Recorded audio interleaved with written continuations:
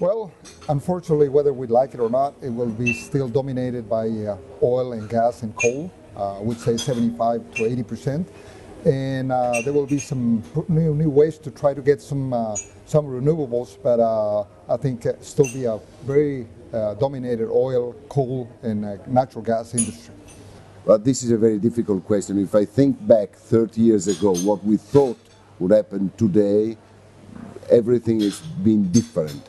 But in general, if I have to make a forecast for the future, our hydrocarbon world would be more gas and less oil.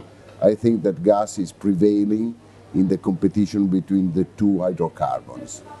In 20 to 30 years' time, I think the world of oil is going to look, it's going to be a much cleaner place to work. I think it will be a dynamic place full of innovative technology.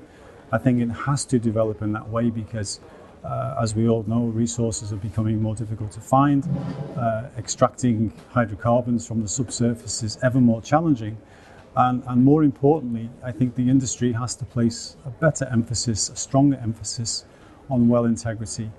Well, at Shell, we have scenarios that look out 20 to 30 years, but also beyond, towards the middle of the century and even the end of the century.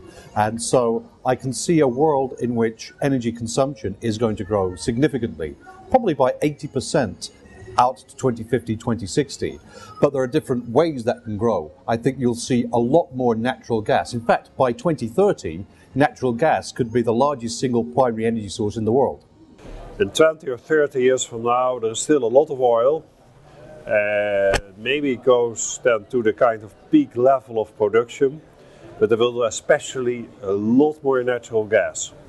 But even in spite of what many people think, even coal may grow. So what you see, total fossil fuels is higher than today. Having said that, total fossil fuels will have a lower market share because the energy demand in the world goes up a lot and the balance is by renewables.